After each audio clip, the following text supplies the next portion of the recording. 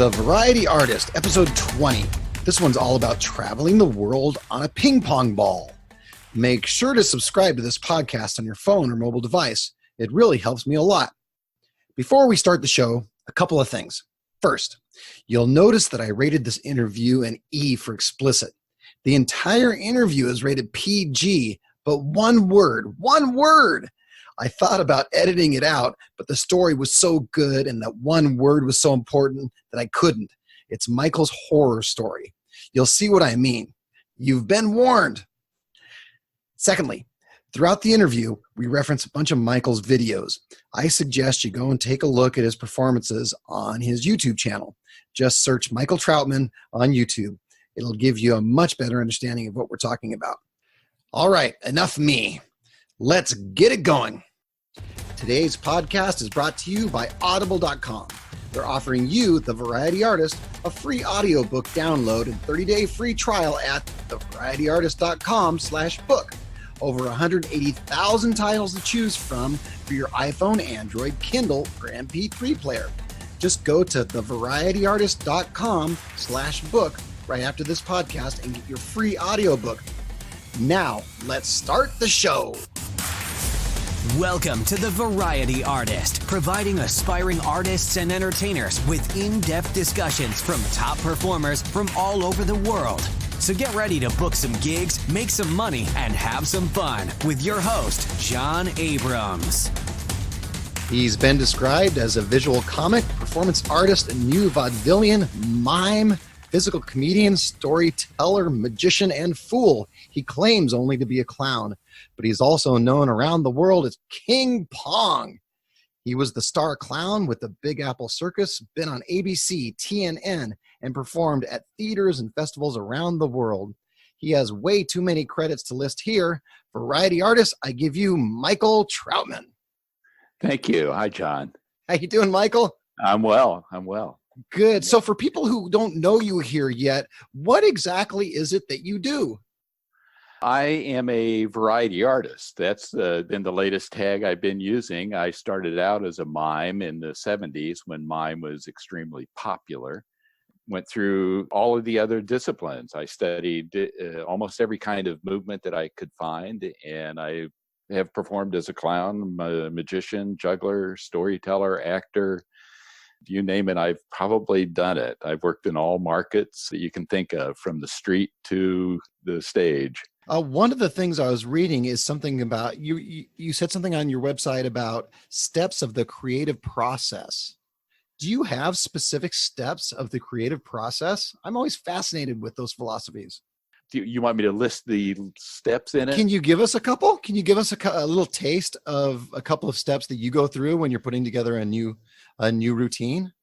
Yeah, sure. One of the things that I start with is actually an improvisational exercise that I learned from Tony Montanaro, and it's called rounds. The idea behind rounds is you take an idea or an object, for example, a ping pong ball. Yes. And you get in the studio with that ping pong ball and you begin to play.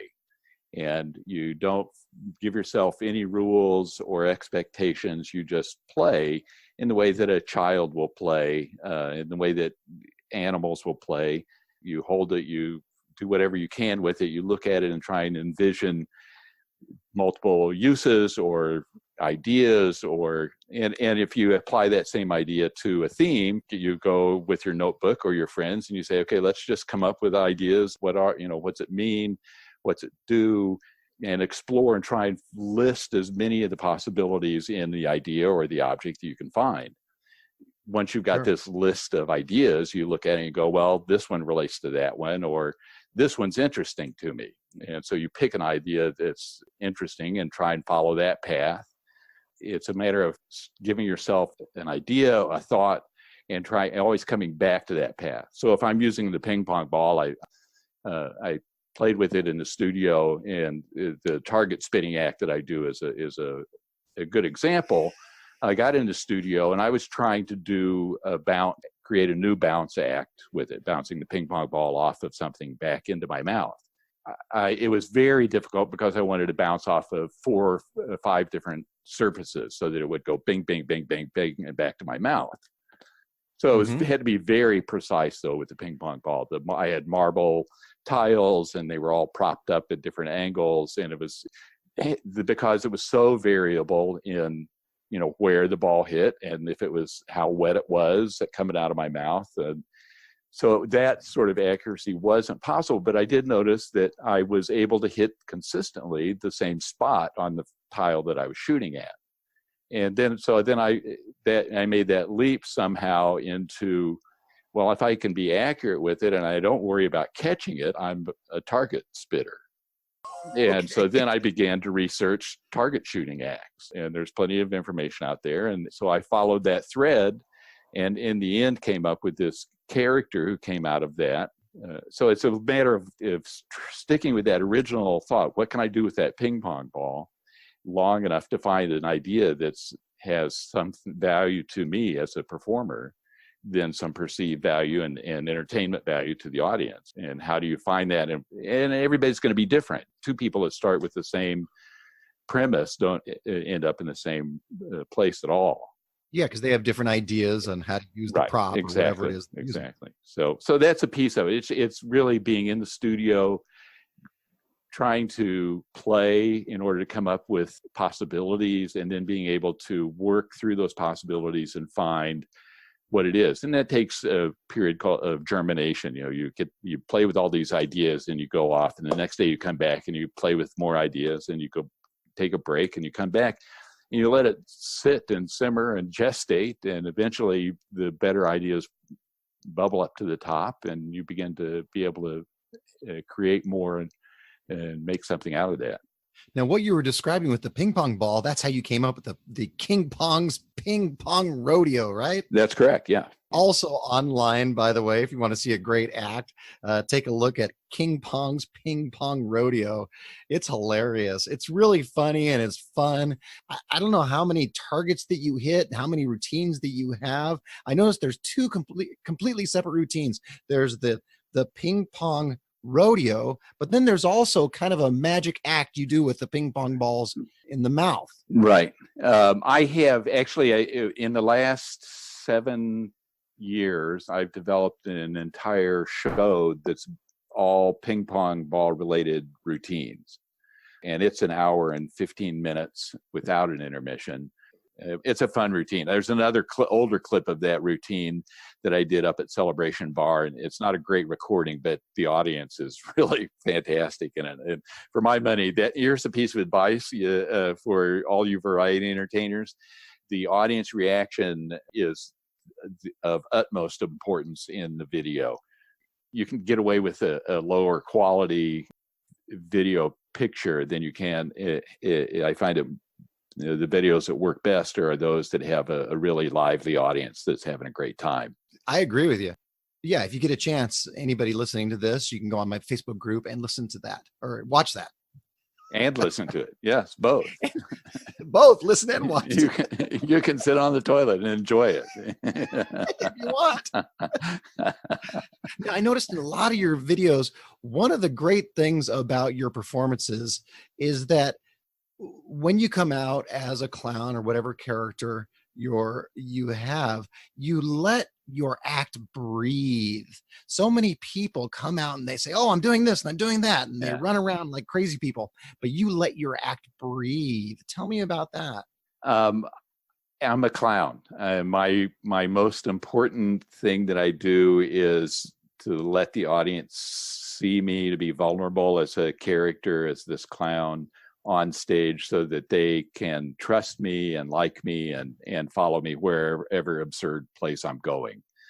And so if I come out and cover it up by doing something, which is almost everyone's impulse, then but rather I can come out and just let them see me and be happy that they see me, and then they're on my side. I take a breath there. That's a very good description of it. But I'm just trying to be present. Too often artists come on and you can be doing something already, but you still have to let the audience see you at first. If you come on and they never see who this person is, they're not quite as connected, I think. It's an interesting thing. And I tell this to students that there's only one universal language, and that's body language, and it's in every culture all around the world. You can communicate non-verbally, no matter where you are, no matter what the language barriers are, the spoken language barriers, because you can gesture and understand each other on a fundamental level. That makes everyone in the world expert body language readers. And so audiences are experts. They sit there and they read your body language when you're on stage. All you have to do is make sure that you're saying the right things all the time with your body language. But as soon as you're uncomfortable or nervous or feel like you're screwing up, then you know what the audience sees? They see some guy who's uncomfortable and nervous and screwing up. And they want you to succeed. That was one of Tony's great messages to me, was that the audience wants you to be great every time. They don't really want you to come out and fail. They want you to entertain them and have fun. And so if you're having fun and entertaining them, then you're succeeding, because they read that and they're having fun with you. Yeah, they paid good money and they want to see somebody do something really cool. Right. Yeah, absolutely. I was going to ask you about well, they're not really, I can't call them silent acts because they're not really silent, but a lot of your acts are without words. And that makes it easy to travel around the world and do cruise ships and that. Right. Is that kind of by design? Again, it goes back to my roots as a mime artist and my interest in physical theater and physical gesture and communication. I find that as soon as I start speaking, I stop moving as much. And I think it's pretty true for most people. We forget about our bodies because the voice can be so dominant and so expressive, and you hear the words and you're processing anyway. So I'm always drawn to the more physical, and I think I'm a pretty good mover and communicate good physically. Pretty good as being it's a bit, it's a bit of a curse sometimes, because more than once I've been out, just watching people, or I'd look at somebody and they look at me with this sort of horrified expression, and I realized what's probably happened is that I wasn't in control of my face, and I was thinking something horrible or offensive, and I'm pretty easy to read. And so I'm sure I've offended people from time to time by the way I'm just looking at them. Well, let's talk about your street performing. Years back, I imagine you did some street performing, right? Yeah, all the way back to week before last. Way back then. Way back then. I like outdoor festival performing. And I've always done, even when I wasn't doing a lot of street performing, I was still doing fairs, county fairs, state fairs, and where you've got to draw your audience and get them to come over and stick around, because they might have to go see the pig races or something. The only difference is I don't have you in the fairs. You're not hitting them up for money, or at the festival. And you probably have a better sound system than you do on the street. Right. Well, when you're on the street, are there some certain secrets to street performing? Putting out that hat and getting that money in there? I think street performing and making money is one of the harder forms of entertainment, of performance. You're working in an adverse climate outside. The weather can end the show or make it fantastic, or make it just unbearable to do. Crazy people and anything can and will go wrong. And you've got to draw people's attention and keep their attention and be able to do material that has a good length to it, so that people who are just coming up don't feel like they've missed a whole lot, or they don't know what's going on. And then the pitch, the hat pitch is an important thing. And I find that the one thing that works best, besides having a grand finale trick where you're on a 25-foot pole with your hair on fire and juggling chainsaws, if you can do that, then it's not as important about the hat pitch. But if you're a guy like me that needs some support, I find that honesty is what brings the money in. Dropping their character and speaking to them person to person, and being honest about why you do this, what you're doing, what you hope for them. And you don't have to say, give me your money, but, make people aware that this is how you're making your living. And it's a valuable thing to be able to, my lit pitch has been lately based on the idea of community. I talk to the audience. I say, I'm glad you're here. I'm here in your community, and this is part of your community, and we're all here together. And this is what makes the community stronger, is coming out and having common experience like this, being entertained, having fun and laughing. You're here with your families. What a terrific opportunity to just be around the people. It's free. You don't have to have any money to come and watch this show.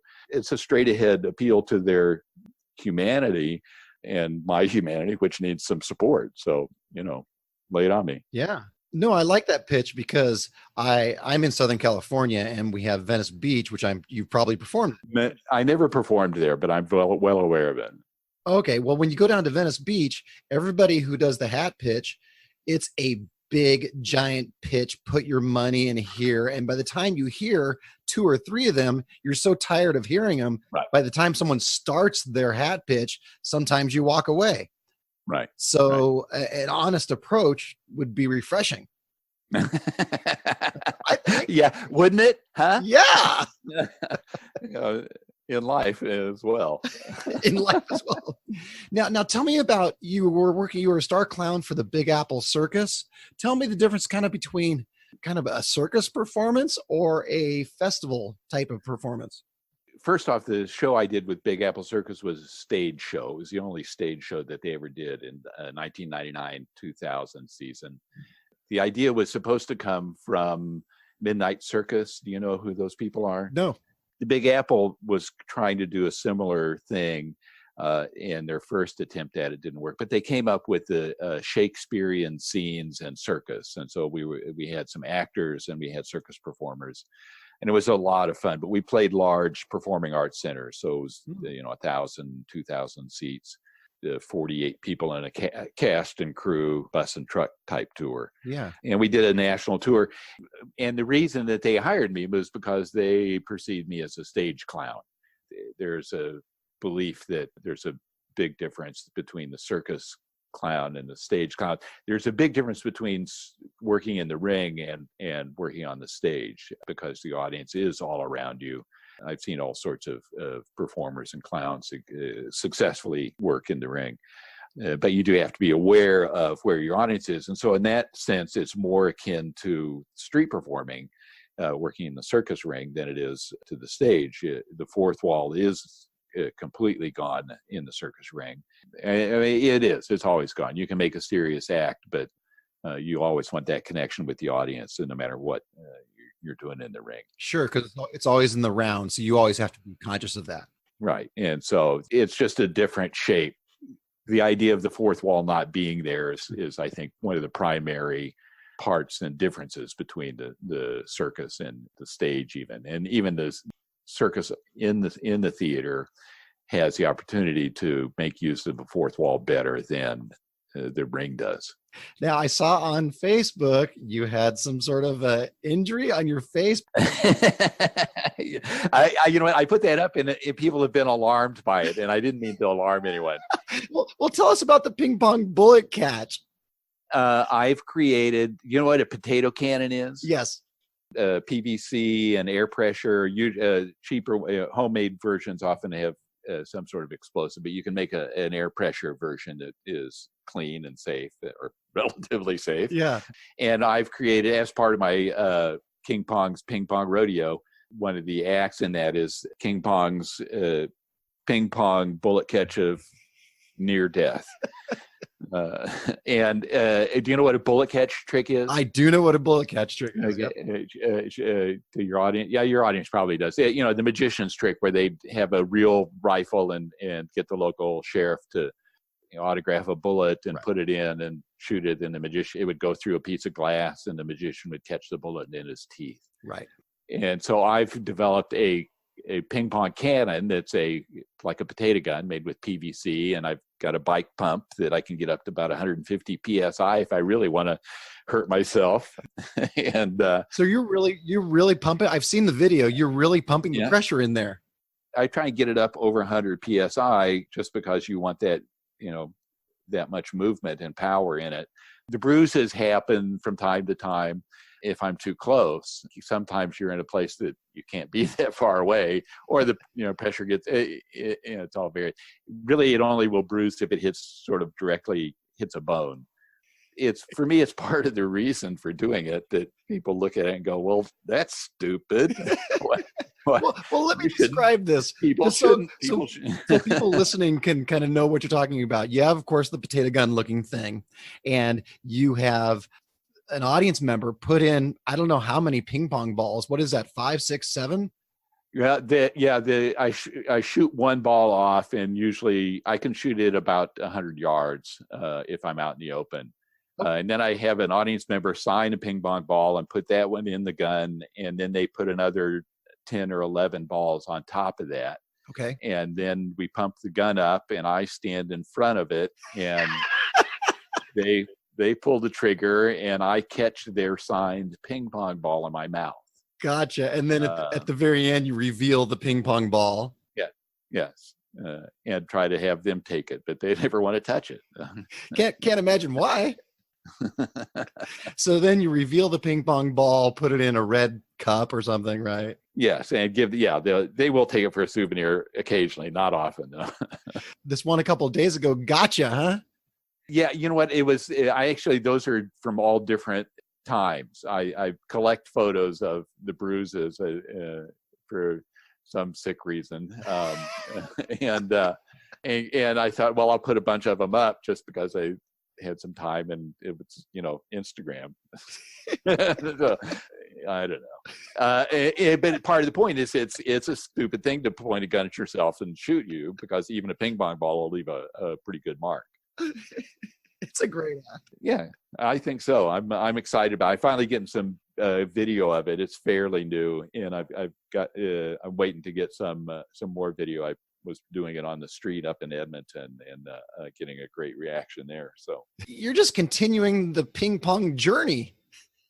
I am. I decided once I got in. I'd been doing the magic act since almost the beginning. The piece I do on Le Plus Grand Cabaret, and then eventually I started learning how to do the juggling thing, and I do a bit of that. Most of mine's comedy juggling.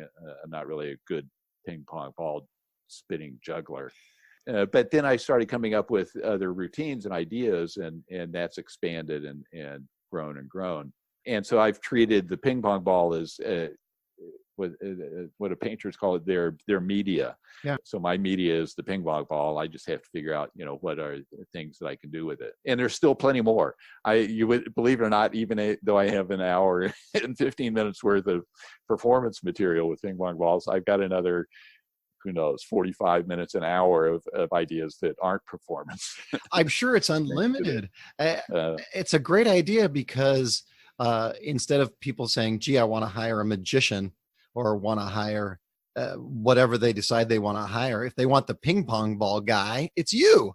That's me. Yeah, I just did a performance out in Las Vegas a few weeks ago for the Senior International Table Tennis Championships. Oh, so all the ping pong players, senior tournament, the worldwide senior tournament was in Las Vegas, and so all of the 40 years old and up ping pong players were there, and I did a show, did a part of the routine for their opening ceremony. So I have to ask this, because I was talking to my daughter, who lives in Boston, by the way, coincidentally. Oh yeah. Last night, and I was telling her I was going to interview you, and she said, "Is he a good ping pong player?" I said, "I don't know. I'll ask." So here I am asking. I'm an okay ping pong player. I'm not in that competition level at all, because I never actually practice. I'm busy practicing other things with ping pong balls. So ping pong spitting and things. Yeah, the dime trick is actually hard, and I do have to practice. So what is the dime trick? Oh, at the end of the target spitting, the guy with all the ping pong balls on his vest. Mm-hmm. At the end of that act, I toss a dime up into the air and hit it by spitting the ping pong ball at it. Oh, it's one of the many things that you hit. There's a few things you toss in the air and hit with the ping pong ball. Right. And the dime is by far the most difficult. I would think so. It's the smallest. Yeah, and it's hard to see because it's only a dime and there's light shining in my eyes. All right, well, we're going to move into fact or something John just made up. Does that sound like fun? Sure, I'm ready. Is it fact? Or is it something John just made up? All right, here's what's going to happen. I'm going to give you a headline, and you're going to tell me if it's true or something I made up. And if it is true, tell me a little bit more about it. Okay. Here we go. First headline: Michael balanced a child's seat in a chair on his chin.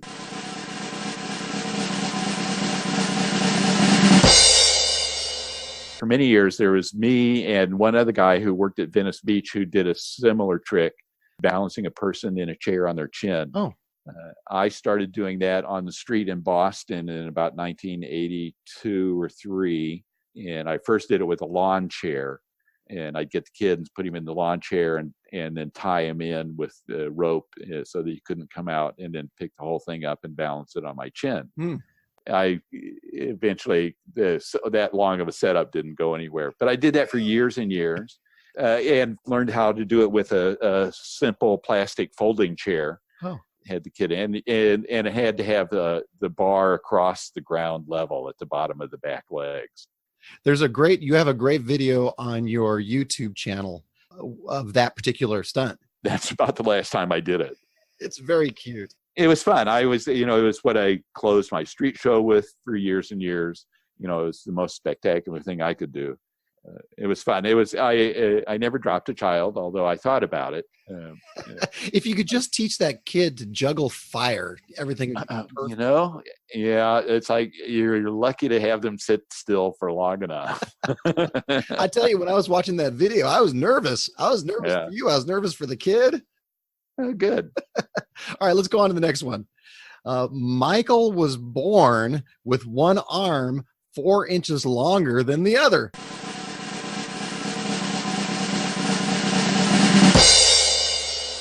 That's not at all true. It's only about half an inch longer. But, it looks that way, and I know why you're saying that because of the my arms gag. Yep, it's my version of George Carl did it in his act a lot. His one arm being longer than the other. He used his suit coat doing that. Yeah, it's a great video. One of my favorite parts of that video is when you're making your arms. One arm is longer, then of course you make the other arm longer, then it's too long, and then you make the other arm longer and it's too long. And one of my favorite pieces of that video is when your one hand is under your foot and the other hand is a little too far to reach your foot, and then you use the smallest little gesture with your finger to make your other foot come up. It's just it's a great little piece of business. Thank you. You know what, I love that. I thank you. I'm glad that you appreciate that. I don't know how old you are, John. When I was growing up, I can remember seeing Jim Henson on Johnny Carson doing a puppet act, and all he used was his hands. Oh. You just saw his bare hands, but he just used his hands and had this whole little relationship thing with the hands between the two, as if it was two different people's hands. Fantastic piece of business, but you had to be focused on it. So I love that part that they get there and that's where everyone's looking, because that's where all the movement has gone, and it's down and it's stopped, and it gives you that chance for just the tiniest gesture that can be seen a long way away, which is a hard thing to do. All right, let's go on to the next one. Ready? Michael invented the skill of target spitting with ping pong balls. He actually invented it.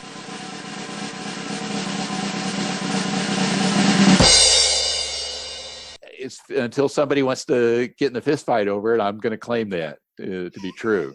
As soon as anybody wants to get physical, I'll step down or I'll spit a ping pong ball at them.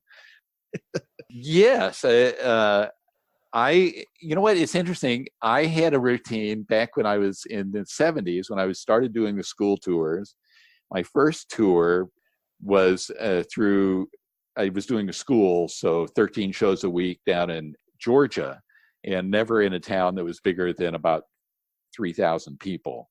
And so I was doing school shows down there, and still making up the material. And I came up with a target spitting routine there or a spitting routine. It wasn't a target spitting routine as much as it was just a spitting routine, because this was the 70s and everybody smoked, and plenty of people in the South chewed tobacco. And I started doing this act where I'd have a tin can, and I'd have put a big ping pong ball on my cheek, so it looked like I had a big wad of tobacco in there. And I'd not actually spit, but I'd pretend to spit and then catch that spit in the can. And every time it hit the can, it'd make a little noise. You hear it go chink. And so I was doing trick shots with just tobacco spitting in the schools. How's that? What a great country. That's when people were doing tricks with cigarettes and things. Yes, absolutely. But that was the earliest I did that sort of an act, and target shooting and trick shots have been a thing forever. So, but yeah, as far as I know, actually using my mouth to shoot ping pong balls and hit targets, nobody else has been doing as a target act. Here we go. We're going to move on to the next headline. Michael's act was the inspiration for the novel The Disapparition of James.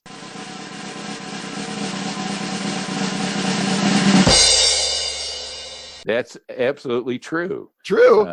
Yes, it is. A woman named Anne Ursu, Ursu, saw me when I was with the Big Apple Circus. We came to Portland, Maine, where my home is.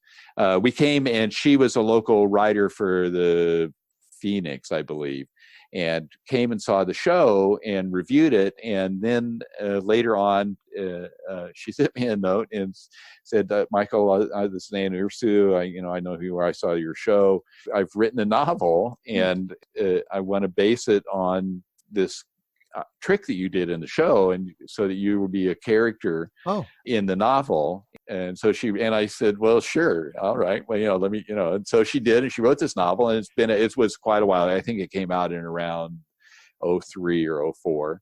And I owned probably a significant share of the books that sold. Nice. Because I've got two. I was doing the kid in the chair trick at the time in the circus, and her takeoff point was that she went to see this show, and the clown, who bore a physical resemblance to me, did the trick, and the kid's up in the chair, and all of a sudden there's a flash and the kid disappears. Everybody who saw it at the circus thought it was a fantastic trick, and and they went on with the show, but the kid had actually disappeared. And so that was the jumping off point of this novel, which was sort of a fantasy idea. How fun. That was fact. Or something John just made up. Tell us about one of your performing horror stories there, Michael. Do you have one for us? Oh, unfortunately, I have many, but I have one. I like to tell this one more of just me being a horror. At one point, I was booked to do a show for a family series that was not very far from my home here in Maine, out in the country. A beautiful little theater space. It had been a former church that had been converted. So I was getting ready for that, and it was coming up in a few days, and I had an incident with my back. My back spasmed and went out, and I was just completely laid out with that. And so I could barely stand. I was taking, muscle relaxers and all this stuff, but I didn't want to cancel the show at all. So I got a friend of mine, Leland Faulkner, he's here in Maine. We've been actually friends since we started back in the 70s together out in Kansas City. So Lee said he would come and do the show with me, and I would do what I could. So we're there, and we're getting ready for the show, and the audience comes in, and I go out to start the show, and I welcome everybody, and it was explaining to them that I'm a little bit unsteady. I've had a back injury, and so I've been taking lots of muscle relaxers and painkillers, and there's many things I can't simply do in the show. So I've invited one of my oldest friends to be here in the show.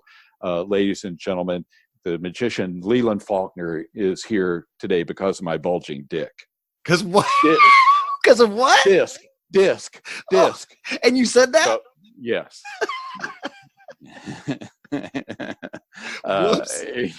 And that, you know, that second and a half there between me saying that and you going, what? Was that dead space was much longer in the theater. Except for there was one young mother who I believe sort of yelped, and it was just dead silent, and it was just, I was as embarrassed as I could be to have, you know, and I knew why it was. It was because I'm all drugged up and feeling pretty good, and it was an embarrassment. That's great, or it's horrible. Yeah. I'm not sure which. Yeah, see, there you go. All right, now give us a piece of advice for the beginner. A piece of advice for the beginner. Yeah. Never stop training. Never stop taking a class of some sort. Anybody who wants to be a performer on stage, the best advice I can give you is to study every kind of movement that you can. It goes back to my idea that body language is the only universal language, and if we pay more attention to it, we become better at using our body language. And if you take a movement class of any kind, it helps you increase your movement vocabulary. Mm-hmm. And then how about the working pro? Same advice for the working pro. Get out there and take a class. Work with a director is my advice to the working pro. Find somebody that you feel like you can collaborate with and get in the studio with them, because their support and vision and you know, just reflecting back at you will help you grow and become better. Absolutely. Now, do you have a book or two to recommend for us? I'll tell you what I'm reading right now. I found a copy of The Moving Body. It was a book about Jacques Lecoq's teaching technique. I studied with him I just did the first year back in 87, 88. But it's a nice little paperback sized book that talks about his biography and then also his exercises and the stuff that you worked on. There's even a whole chapter called The Road to Creativity. What's the name of that book? The Moving Body. The Moving Body. Okay. I'll put that on my website. Yeah. And then the other book that I found that I am loving is a book of surrealist games. Oh. It's a little handbook, and it was created, I think, in about 1995.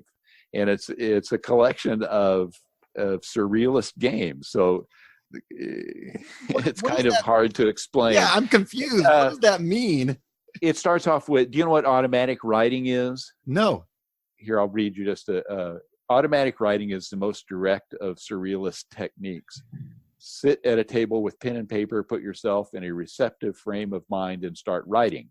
Continue writing without thinking about what is appearing beneath your pen. Write as fast as you can. If for some reason the flow stops, leave a space and immediately begin again by writing down the first letter of the next sentence. Huh.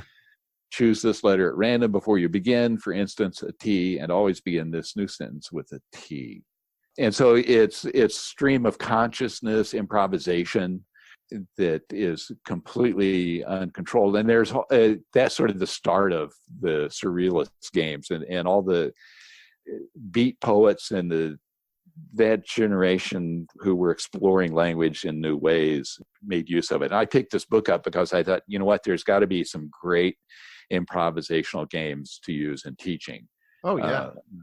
How do we invent? How do we create? And that's one of my premises about performing and teaching and creating. And it goes back to that first thing that I talked about, the rounds, taking an idea and playing with it. My belief is that improvisation is just like a muscle. You have to exercise it all the time in order to make it work for you. And so you have to get in the studio and improvise by yourself. You have to get a group of friends in with you and improvise with each other, because there's so many different ways and forms of improvisation, and you just need to keep that ability to play and to invent and create functioning, and it's going to function best if it's well oiled. Yep. And what is the name of that book that you started talking about? The Surrealist Games? It's a book of surrealist games. A book of surrealist games. I'll put that on my website also. Thank you, Michael, for doing my podcast. Where can they get a hold of you? They can find me on the internet. I have a website, michaeltrautman.com. Trautman spelled Trautman. I also have a YouTube page, Michael Trautman, and there's not that many of us, so you should be able to find me there on YouTube. I have an Instagram account. You can find all of that information on my website, michaeltrautman.com. Facebook pages, and there is actually a King Pong fan page. Oh. So you can search that out too. I haven't even seen that yet. I'm going to hunt that down. Thanks to all my variety artists that are listening. If you found this podcast valuable, tell a friend. That's how we can spread the word. And don't forget to go to my website to get your free copywriting checklist at thevarietyartist.com. And feel free to reach me at my email at john@thevarietyartist.com, or join my Facebook group at The Variety Artists, where you can ask me to ask questions of our guests. Now go out and book those gigs, make some money, and have some fun. That's all for this episode of The Variety Artist, but your journey continues on our website. Go to thevarietyartist.com for more strategies, insight, and resources, as well as show notes on today's guest to assist you in your career. We'll see you on the next episode of The Variety Artist. But until then, go out and book those gigs, make some money, and have some fun.